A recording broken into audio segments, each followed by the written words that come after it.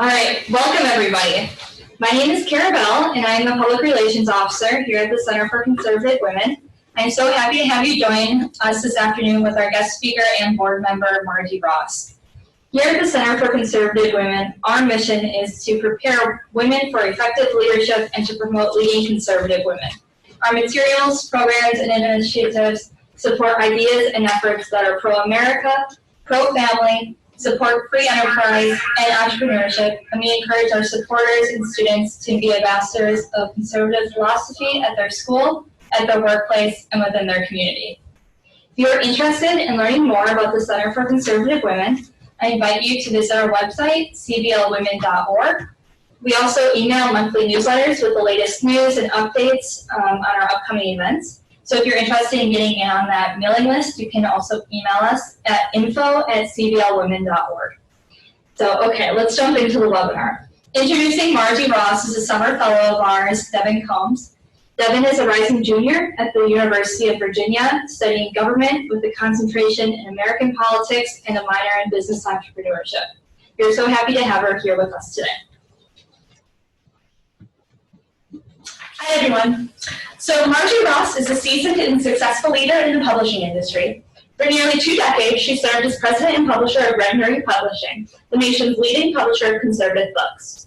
She joined Regnery in 1999 as vice president and general manager, and took over as president and publisher in 2003, making her the first person outside the Regnery family to hold this post. During her tenure, Regnery placed more than 85 books on national best-selling lists, including 14 titles at #1. In 2020, Margie founded Marji Ross Consulting, a consulting firm dedicated to helping authors, publishers, and businesses master their message in order to communicate more effectively, reach larger audiences, and have a greater impact on future. Margie graduated from Dartmouth College with a BA in English and earned her MA in journalism from the American University here in Washington, D.C. She is a frequent speaker for both the conservative movement and the publishing industry. She serves on several boards, including ours, and was ranked as one of the most 100 influential Republican women in 2017, and was named Clear with Loose Institute's Women of the Year in 2005. Margie and her husband live in Nelson County outside of Charlottesville, Virginia.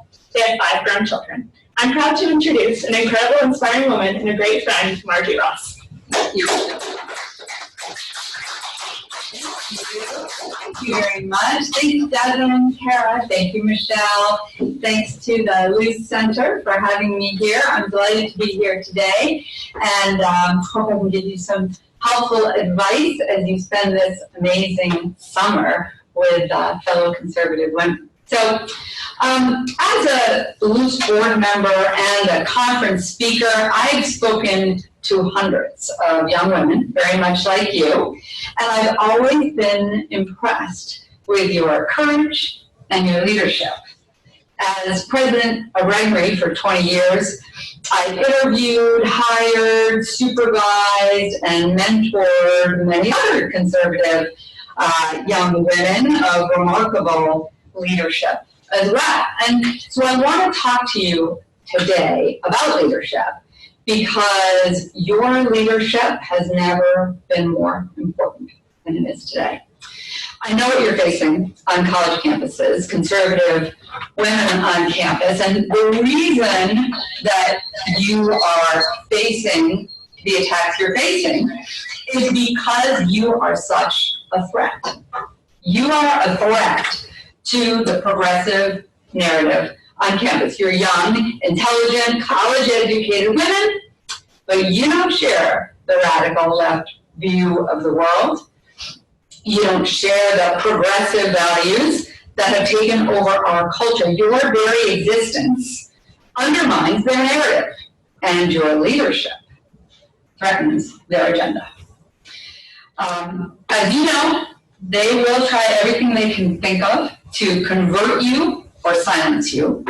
If you can't be co-opted, you'll be on the receiving end, as you know, as you have experienced, of insults, of bullying, of petty attacks, of serious attacks, and not just on college campus, but across the country.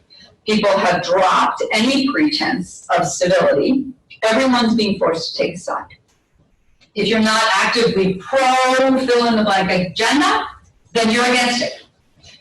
society and personal interactions are getting more vicious, more vulgar, more intolerant as we continue down this road. The left will do everything it can to silence conservative young women. I assume you all read about Barry Weiss's letter of resignation from the New York Times. If not, I have a copy. And the left will be relentless in their efforts to keep young conservative women out of leadership. So, what do? You do what we always do. You have to be better at it than they are. So, let me start with, that's why I want to talk about leadership today, and I'm going to start with sharing with you something that you may already know. You will know it when I say it. And it's our first strategic advantage, and it is a big one.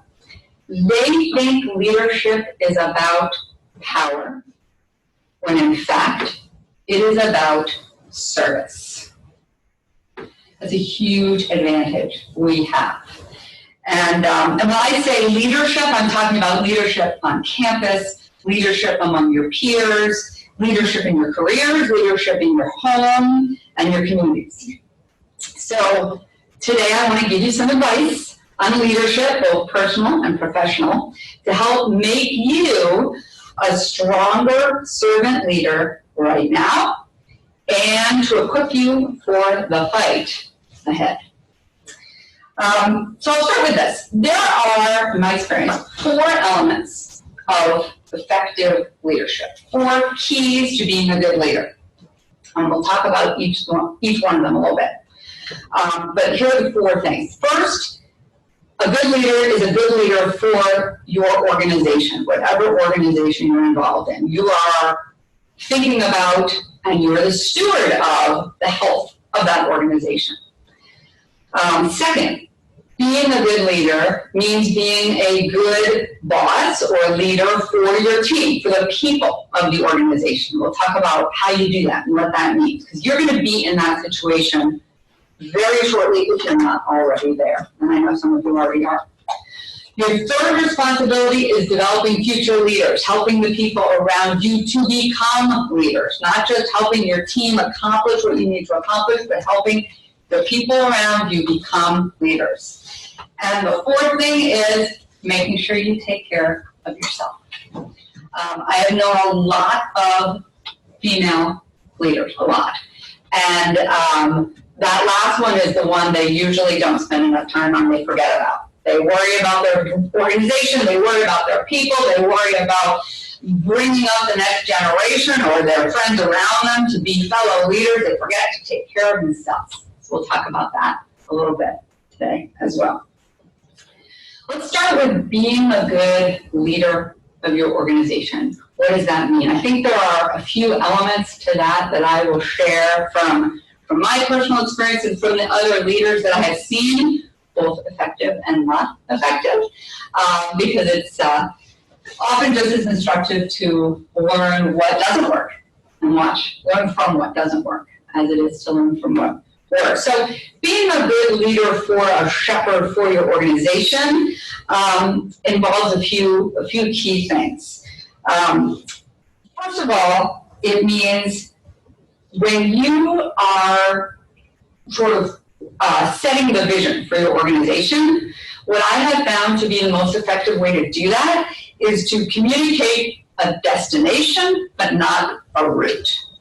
So I have a lot of people who have come to interview with me and work for me and tell me that when I ask the question, what drives you crazy in your job? That's one of my favorite questions to ask people when I'm interviewing them. What drives you crazy in your job?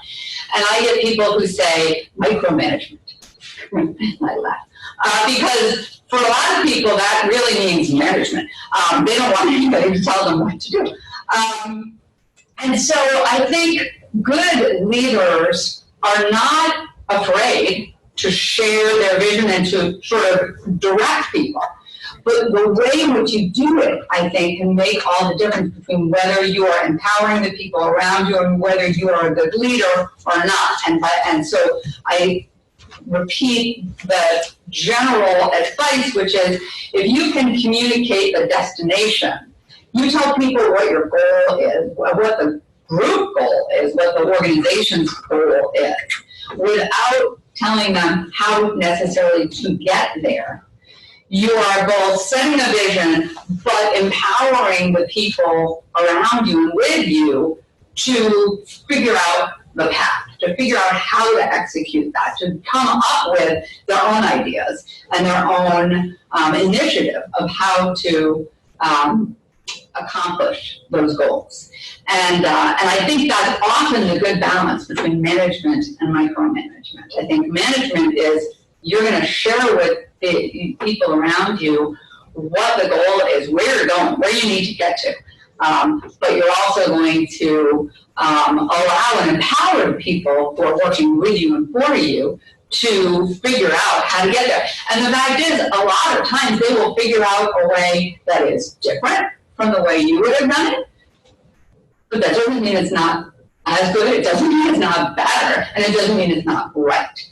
And so I think by sharing with people that you have a vision for the organization as to where it should go, but you want them, you encourage them to come up with, to figure out the route to get there, you're also, I think, communicating to them a level of trust, a level of respect for their abilities and their judgment and their experience and their creativity that I think helps people actually do a better job. A few other small things that I have always tried to share and also model are things like always give people a deadline. When you're in an organization, whether it's on campus or in your church or in your community or at a job, and you are in charge of a project, you're leading a team of people, give them a deadline. And if you are working on a team and you don't get one, ask for one. It is just a really useful thing to know what the expectation is and for other people to know what your expectation is. And in a way, it's kind of not fair to ask somebody to do something and not tell them what you are expecting in terms of a timeline, because either they will rush to get it done too quickly and not do as good of a, or as full of a job because they thought you needed it quickly, or they'll be late and not meet the timeline that you have in mind. So always give people a deadline when you ask them to do something. It helps them. Similarly, I have encouraged people at all levels of leadership and all levels of organizations to always end an email or a communication with an action to take. Tell people what you want to do. Tell people what you want. When you send them an email, tell them what you want, even if it's, let me know if this is okay with you, or let me know if you have a question, or come back, let's come back to this next week and talk about it again. Always give them an action to take at the end so they know what you need them to do and what the expectations are. I've worked for many years for an amazing business owner and entrepreneur named Tom Phillips, who's a very important man in the conservative movement and in conservative publishing. And he was a people, or he is, he's retired now and in ill health, but he was always a real people person. And he had this rule, which has become a favorite truism in my family, which is every business communication you ever send can start with one of these three things: good news, congratulations, or thank you. And, now you'll be thinking, okay, I bet I can think of something that I can't start them all with. I remember one time I was firing someone. It was actually severing a business relationship that we had had with another company for a long time. And we had just kind of outgrown the business partnership. And how do you start? Good news, probably not for them. Congratulations, no. Thank you. Thank you is often the default when you have bad news. Start with thanking someone for what they did. And then that can soften the blow when you have something difficult to tell them. But I challenge you, keep those three in mind. Good news, congratulations, thank you. Try your hardest to start every communication you have with one of those, literally or at least in spirit. I also think it's very important, and it has been valuable to me, and this is wonderfully politically incorrect, but to remember the difference between men and women at work and in organizations. By and large, obviously there are exceptions, there always are, but by and large, men like competition and women like consensus. Again, I'm very competitive. So I'm not saying that women aren't competitive. I'm not saying that men don't like consensus. But by and large, especially in group dynamics, you will see men tend more towards competition and women tend more towards consensus. And the fact is, both of those are really important in the workplace. Both can be very productive. But here's where they go too far, and here's the danger you have to watch out for as a leader, as a future leader, and as a team member. Competition can become destructive if it goes too far, and consensus can become paralysis if it goes too far. If you're waiting for everybody to agree, you can end up doing nothing. And if you let everything be competition, people start fighting instead of building. So I think there are two ways that I have tried to handle those things in my career, and I recommend them to you. One is to adopt what I call the success breeds success workplace culture. And there are really two kinds of workplace cultures I have found. One is the success breeds success, and the other is the zero-sum game. So in the zero-sum game, somebody wins, that means someone has to lose. If somebody gets something, that means it's taken from someone else. It's a popular, frankly, progressive and socialist thought process and mindset, because it gives you there's a limited supply of wealth. We know that that's actually not true, that there's an unlimited supply of creativity and wealth. We make more as we become more productive. And so too in business, success breeds success. And I have always tried to promote, and I encourage you to do the same, a culture where people feel like if the person next to them is successful, that actually makes it more likely that they will be successful also. And so you end up cheering for the success of the people around you. You end up helping the people around you be more successful because the entire organization becomes more successful, and you actually also have a greater chance for success when you help other people be successful around you. The second way I have tried to balance this competition and consensus struggle is to make sure, so this is another thing I recommend, make sure every project has a champion. It doesn't always have to be you, but projects can languish when they don't have somebody who kind of takes it under their wing and says, this is my baby, I want to make sure that this is something that really happens, that really succeeds, that really comes to fruition. And the books and the projects that I have seen flounder have been those that were kind of orphaned, right, that didn't have someone who was kind of dedicated to their success. And so as a leader, you can't be the champion of everything, but you have to ask yourself, who is there a champion for this project? How do I make sure that this project has someone who's kind of shepherding it and taking care of it and looking after it and caring about it enough to make sure that it succeeds and it continues.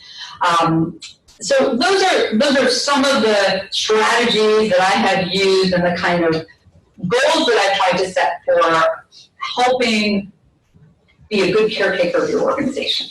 Now, what about being a good leader for your people, for your team? right?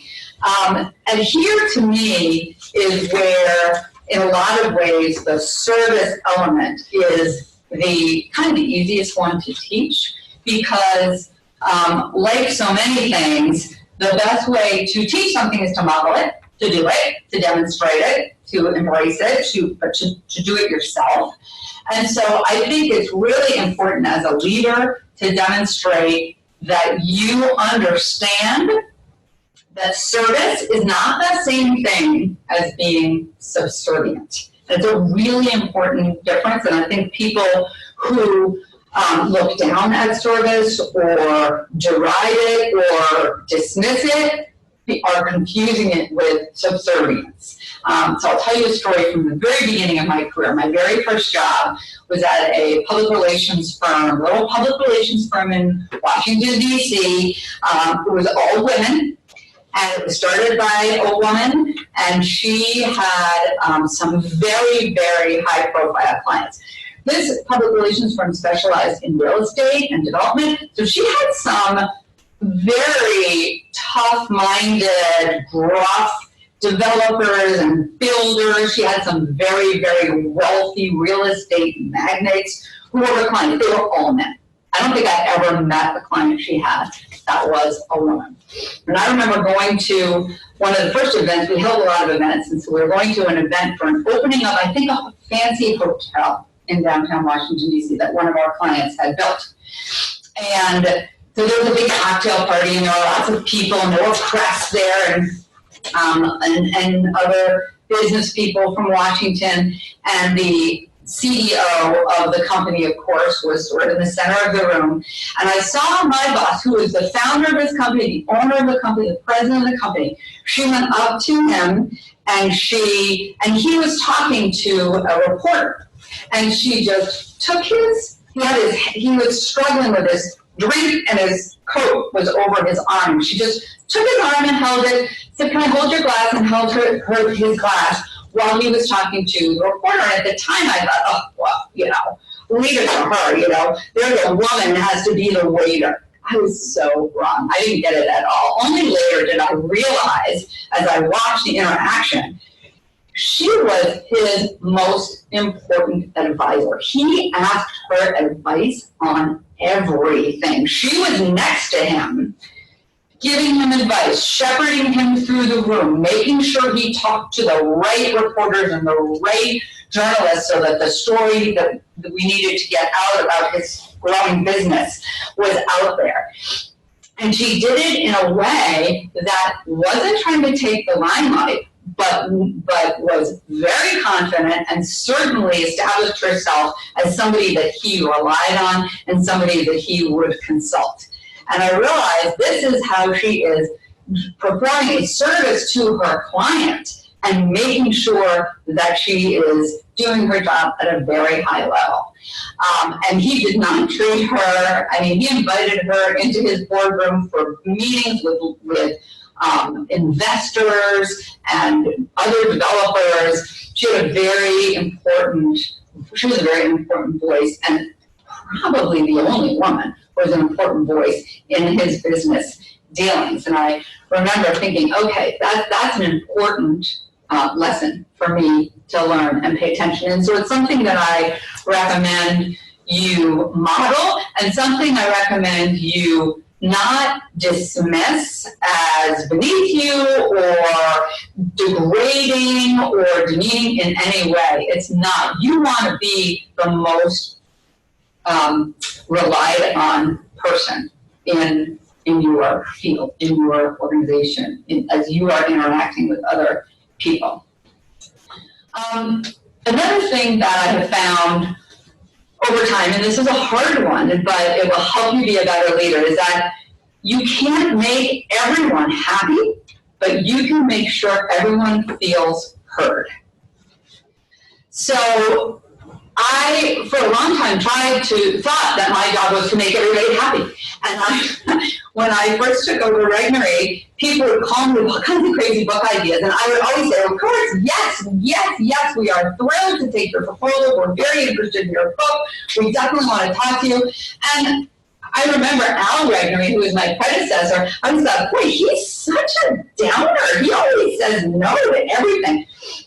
And I realized what he was doing eventually, which was he knew that he wasn't going to be able to publish the vast majority of books and authors that came to us.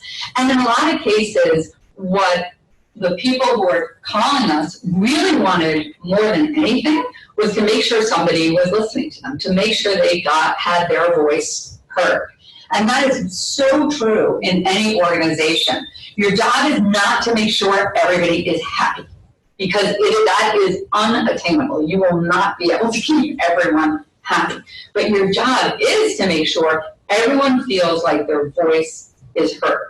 And then you make the decision, or your executive board or whatever governing body or function you have ultimately will make the decision and the judgment, but make sure people feel like they're heard. And my experience is, if people feel like they're heard, even if you don't do what they recommend, even if you don't take their advice, even if you do something exactly opposite of what they said they wanted, if they really felt like they were heard, they'll be accepting of that. They'll be okay with that. And I think it's because they feel like, well, next time I know she'll listen to me again, and maybe next time we'll do what I thought was the right thing to do. I think is really important. The other thing that I think is really important as a boss or a leader of a team is to be a teacher. You are all teachers as well as leaders, and that is because people are looking to you to learn how to accomplish any number of things in their lives. And so one of the things that I have been very conscious of trying to do, and I recommend to you, is that when I change something, in particular, of course, in my experience, a lot of times I was editing something, right? I was changing something someone wrote. And I am a very tough editor. I change a lot. But I always explain to somebody why I'm changing it. And it is sort of a, teach a man to fish kind of thing. I don't want to change something and fix it for the sake of that one thing. I want to help someone understand why I'm changing something, so next time they can do it. Your organization will grow as everyone else becomes better, obviously, at their job or their role. And so if you can help them learn from you, you will have had experiences that they won't yet have. If they can learn from you, then they can start taking over some of the things that you need to do. It will expand your reach and your ability to have an impact. So I've always tried to explain why I'm changing things. And every time I would get a press release or a draft copy or marketing copy or whatever from someone new, I would make a point after I marked it all up of actually going over and saying, now I know this looks like a lot, but it's actually not as much as you think. I just wrote a lot of explanatory notes so you'd understand why I'm making this change. And I try to teach a lot of people how to be better at writing and editing and communicating. And the last thing I think is really important is celebrating success. That's another hard thing to do. It's fun to do, but it's easy to forget to do that, because a lot of times when you're in an organization, especially an organization that maybe is undermanned and understaffed and underfunded, you're trying to cover a lot of ground. You don't have time to worry about the stuff that's going right. You're worried about the stuff that's not going right or hasn't gotten done. But it's really important to take the time to celebrate success and to just acknowledge success of the group, of the team, of your goals, of individual people. The gentleman I talked about earlier who was such an influence on my life, Tom Phillips, when I first went to work for him 30 years ago, every single month they had cake day. And every month, he loved cake, but every month we would celebrate everybody who was having either a birthday or a work anniversary that month. And so it was one day a month. And at the beginning, people in the company baked the cakes and brought them in, there was not a lot of money where the company was spending. Eventually there was, but at the time there was not a lot of expense. It was people actually contributing. But it was a way for everybody jointly to celebrate together. So I want to have time to finish this. So I want to move on to tell you a little bit about sort of how do you develop future leaders. Now, you are all leaders and future leaders, so how can you even think about developing even more people? But trust me, as you well know already on your college campus, you will see people coming up behind you, right? Coming from, younger girls who are freshmen and sophomore or first years and second years, and they will be looking to you as leaders and try to learn from your experience. And so as that happens, you're going to be in a situation where you're going to have to actually be talent spotting, right? You're going to have to see who's good at what, but also who are the next, who's the next crop, who are the next folks who are going to come in, and when you leave campus, who's going to take your spot? And when you move on from your first job to the next job, who's coming in to fill that spot? And this is true for any organization you're in, professional and personal. So let me tell you a few things that I look for in when I am sort of talent spotting and on my lookout for future leaders. And these are obviously, I think, good traits for you to try to adopt yourself. The number one, over many years, I figured out that the number one thing I look for in a future leader is self-awareness. It's not even a skill, right? It's not even a good writer or a good communicator, people person. It's self-awareness. Because it's just as important for a leader to know what they're not good at as what they are good at. And it's interesting, the people I have reflected on this fact, the people in my experience who have actually failed at their jobs, almost every one of them failed because of a lack of self-awareness. They actually thought they were good at something that they weren't. I love it when people come, I've had people come interview with me and they'll say things like, well, I'm a people person. And I want to say, no, you're not. I don't really want to say that, but sometimes you can already tell, really? Or, one of my favorites, I have a great sense of humor. But the more important thing is not what they have or don't have, but whether they are self-aware, whether they know what they're good at and what they're not good at. And the reason for that is there are a few important reasons. One, if you know what you're good at and what you're not good at, you can supplement with the things you're not good at. You also don't try to lean into the things you're not good at. Or maybe you try to work on the things you're not good at. But you also try to play to and leverage your strengths. And that's all those things only possible with self-awareness. Real quick, a few other things that I look for that I think are signs of future leaders. Being a problem solver, not just a problem spotter. It's easy to spot them, it's not as easy to solve them. If you're a spotter, sometimes you're a negative Nancy, but if you are a problem solver, you're creative, you're optimistic. You're thinking about not just, oh, this is such a terrible problem, I know exactly what's wrong, but I have an idea on how to fix it. To be a problem solver. Be a good multitasker.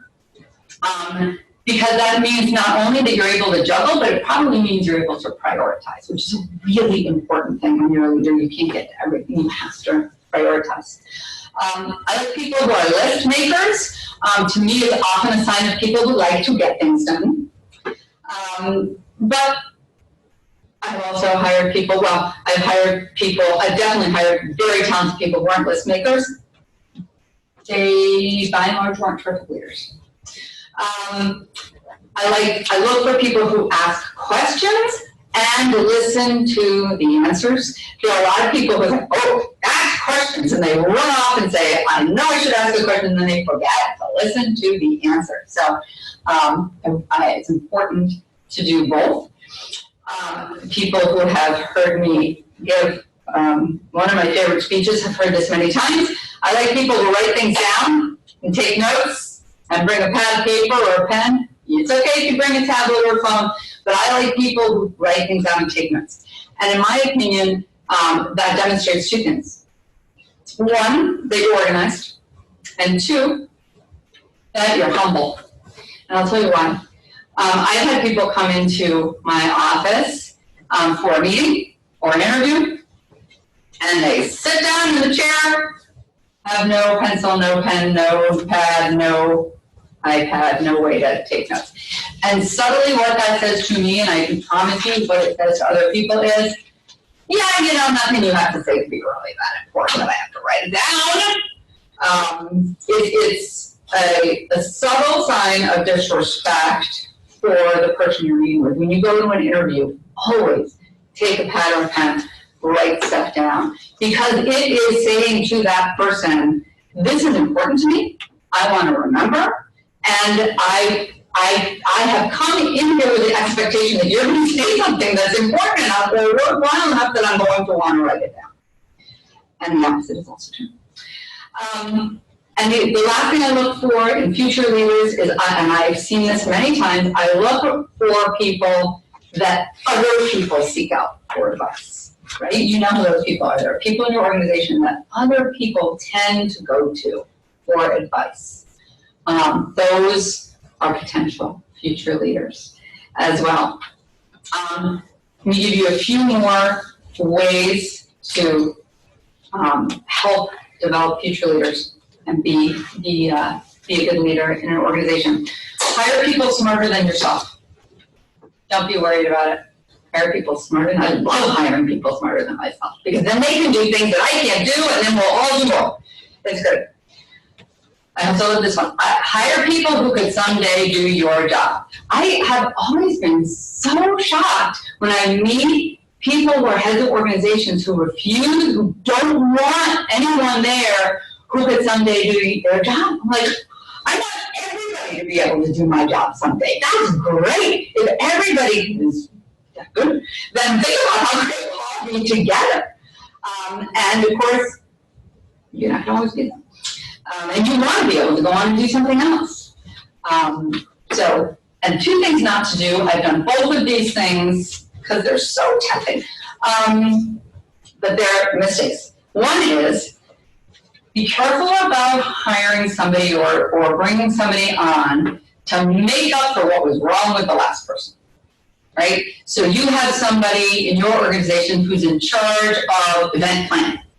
And they're so bad at communication. They're great at putting up the signs, they're pretty good, but they're just bad at communication. So then what you do when they leave is you look for somebody who's only good at communication. And I have done this, where you focus on the thing that was missing the last time and you forget about all the other stuff. And the second mistake, this is the hardest one, is try not to hire people exactly like you.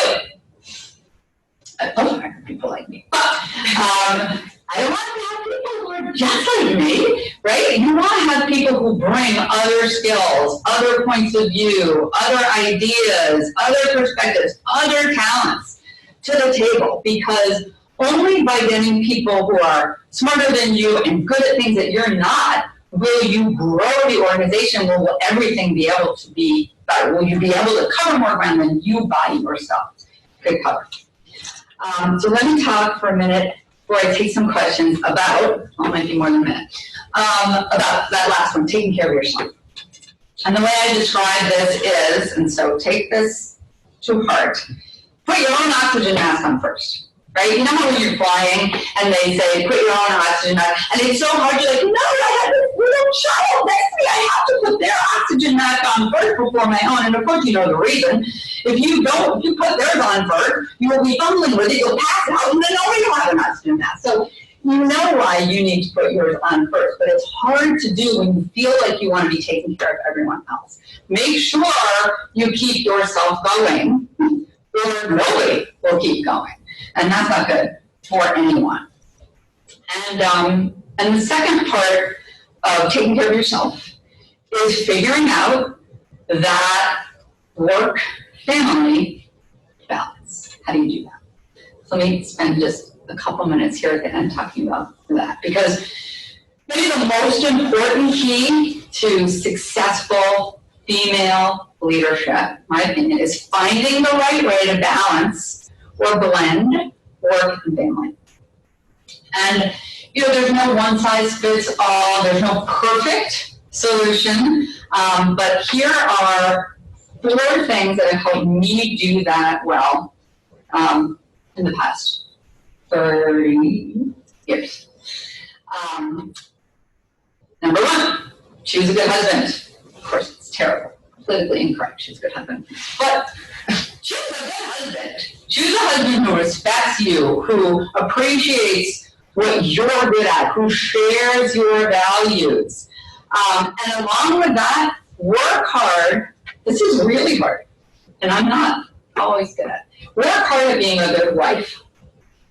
Nobody talks about that. And in fact, in popular culture, it's kind of cool to have kids now. Lots of our celebrities have children, and they talk about being good parents. And you see pictures every week of different celebrities with their kids at the beach, at the park, at the da-da-da. But they never talk about being a good wife. And actually, I think that that's really important. It's something that very few of us are taught how to do. I wasn't taught how to do that. But it's really important to your marriage and to your life and to your happiness and to your children and to your success. So I encourage you to do that. I have a whole other speech on that, so I'm just going to leave you with that for now. We can talk about that a little bit later. The second thing that I have done and I recommend is involving your children in your work. Doesn't mean you put them to work necessarily, you might, but make them feel like they're part of it, or that you want them to understand what you do. When my kids were little, I would bring home folk jackets and I would have, which one do you choose? Which one do you like? What do you think's wrong with this? And do you like this color? Just get your kids involved and at least understanding what you do. It is absolutely a way to communicate that you value their opinion, you respect them, you care about them, and helps them understand why you care about what you do, why it's important to you. It's a wonderful value to share. Third thing I recommend is model the behavior you want. People always ask me, how do I get my kids to read books? And you know what the answer is? Read books. Yourself. If your kids see you reading books, especially when they're little, they will want to read books. They will absorb that as something that is valuable and important. At least they're much more likely to look at that as something deep in their, in their memories and their childhood. This is a value that is important in my family, that was important to my parents. So read books, talk about books, have books around if you want your kids to be readers. And along with that, I advocate setting very high expectations. In every walk of life, my experience is the higher you set the expectations, the higher people will perform, including your children. That doesn't mean you punish them when they don't meet them, because a lot of times they won't meet them, but that's okay. Again, to me, setting high expectations, and I have talked to my daughters about this a lot, was another way for me to communicate to them that I had tremendous respect for them. I wouldn't expect them to do something unless I knew they could, unless I thought they were smart enough, strong enough, wise enough, kind enough to be able to do it. And so that's why I have set those expectations for them. And then the last thing I recommend is just a good reminder that you make sure the people you love know that you think they're amazing. When my daughters succeeded, when they failed, my husband did something I like, something I disagree with, throughout it all, I have tried very hard to make sure they knew that I thought they were amazing. And I do think they're amazing. And that is what a great leader does. And it is leadership in the, I think, highest sense of the word, because you will be a leader in so many ways, not just in your careers, not just in your organizations and your extracurricular activities, but in your communities, in your churches and synagogues, in your home. So congratulations on being the next generation of great leaders. Thank you very much.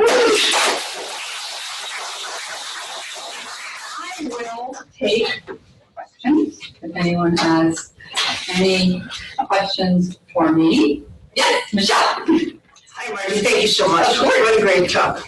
One of the things that a lot of young women talk about now is waiting to marry until until they finish their student loans, until they finish law school, until things like that. Right. And I know that works for some, but then a lot of our generation married young and did that stuff together. Right. You want to talk a little about that? Yeah, sure. I think that part of that phenomenon is the trend for colleges to keep all students at a basically really horrible junior high level of maturity. So I think that, everything in our colleges and our culture now says, you don't have to worry about that. You don't have to even develop the skills to be responsible. Well, we will take care of that for you. It's very insidious. It's one of those, if you don't exercise a muscle, it will atrophy and die. If you don't exercise the responsibility, the self-reliance muscle, it will atrophy and die, as I worry it is in our culture, writ large.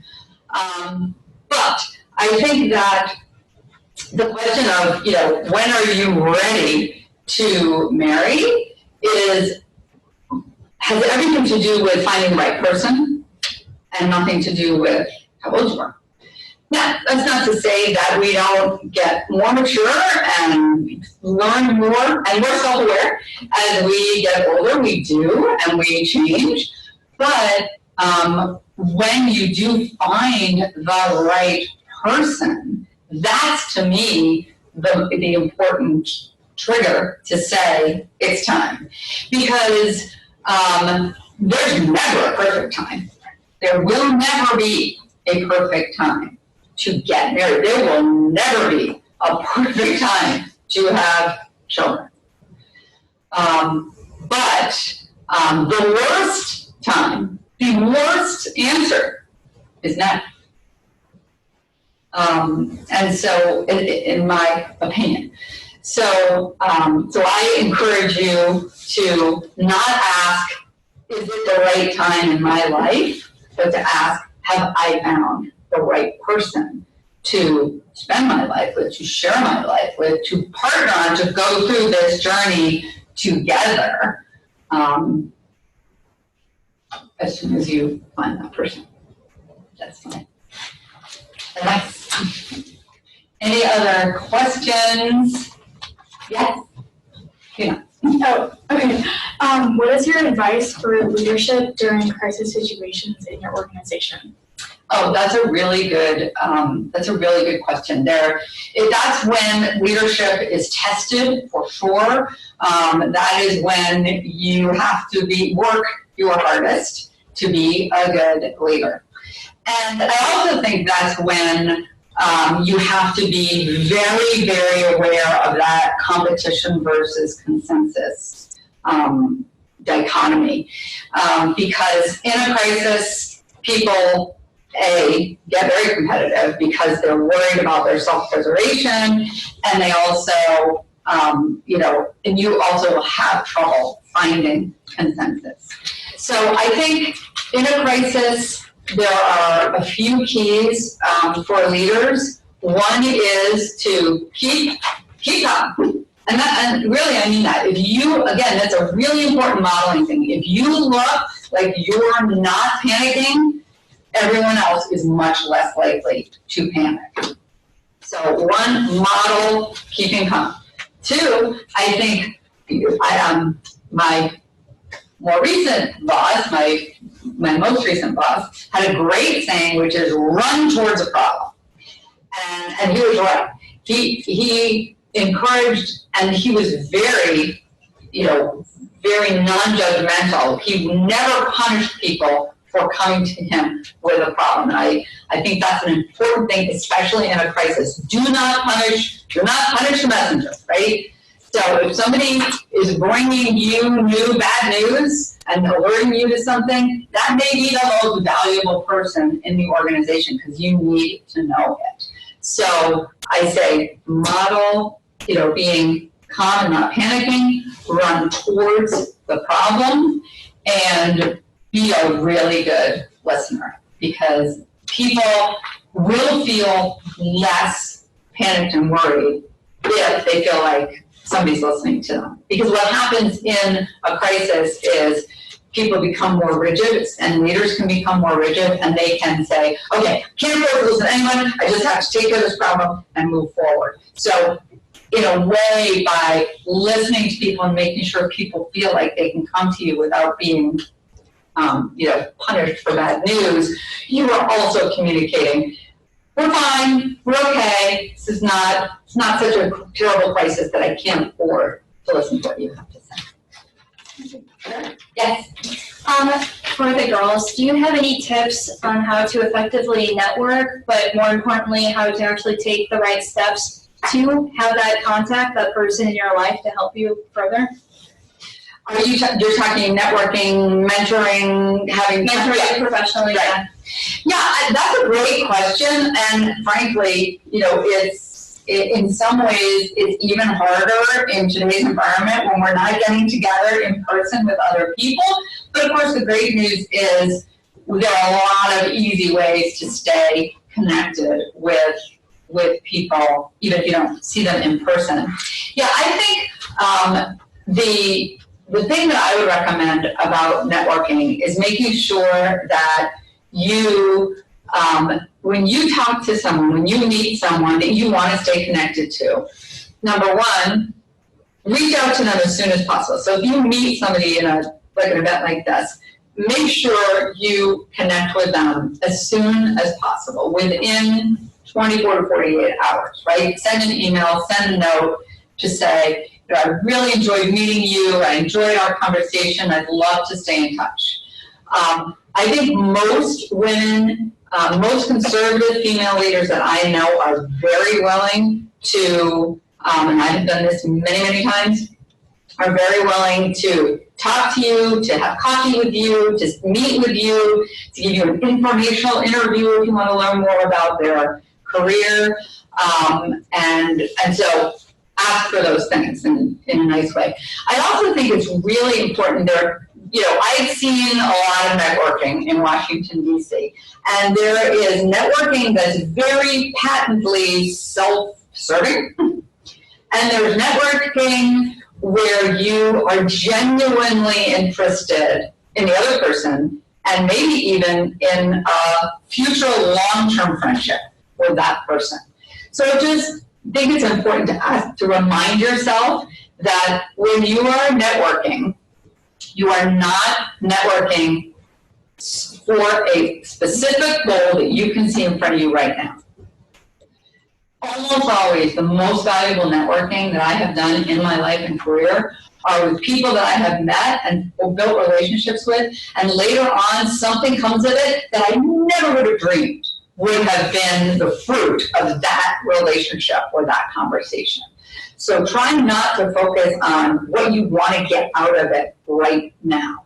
Try to approach it more like a friendship, more like, wow, this is a really cool person that I would like to know and get to know and be connected to. My youngest daughter is amazing at this. When she talks to people, I marvel. She's like, she actually wants to I get to know them. She actually asks the follow-up question. It's really, I did not teach her that. It's really impressive. So, just reflect internally, I think, on what your goal is, and try to remind yourself that your goal when you're networking with somebody is actually just to get to know them, to ask questions. People love talking about themselves. Ask questions and to build a relationship for the sake of the relationship, not for something you're going to get out of it. Any other? Yes, Emily. So I think one of the things that's kind of lost in the world today is that men and women are different. And I think that comes across in leadership as well. And I think a lot of people have the misconception that to be a good leader, you kind of have to have those masculine qualities instead of the gifts that women have. So how would you suggest going about overcoming kind of that idea and really using the gifts that specifically women have in leadership without kind of crossing boundaries or being too motherly, or you know what I mean? Yeah, that's a really good question. And my experience has been that every good leader plays to their strength, whatever it is. I have had bosses and leaders who were very, very nurturing. I have had the opposite, who are really sort of gruff and sandpapery, but in the end, you kind of love them because they were doing the right thing. I've had people who were really, really great people persons, and I've had people who were kind of awkward and a little nerdy and a little bit uncomfortable with interpersonal stuff and only wanted to talk about business. And so I honestly think that women in general are equipped to be extraordinarily good leaders because they have actually more of a balance. They actually are able to do both things better. I think women are both not afraid to be nurturing and loving and supportive, and also not afraid to be in charge. I think actually that gives women an advantage in leadership roles. But I say, play to your strengths, be aware of what your strengths and weaknesses are, and don't be afraid to surround yourself with people who can help you be better and help the organization be better. Michelle. Well, you've been involved in the Claire Booth Lewis Center for Conservative Women for decades now, been a supporter, done so much. Would you share with the audience, especially the audience online, what it is that attracts you to Claire Booth Lewis and what we do here? Absolutely. Thank you for asking that question. Yes. I have been on the board for probably at least 15 years, and the thing that attracted me to the center is the thing that keeps me involved and dedicated, and that is our focus on young women.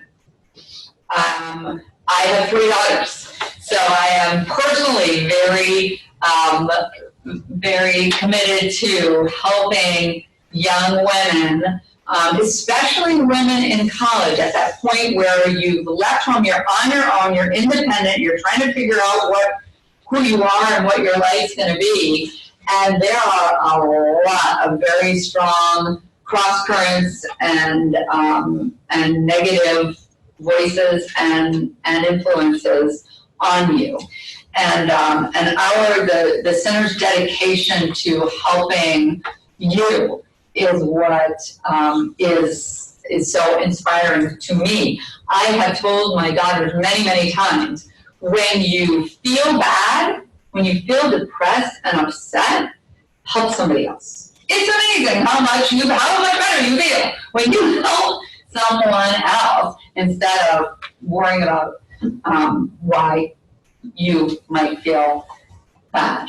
And I think that as I have worked with the center for the past 15 years, the sad fact is how much harder it's gotten on college campuses, how much worse it's gotten as I have talked to you and the women who have come before you.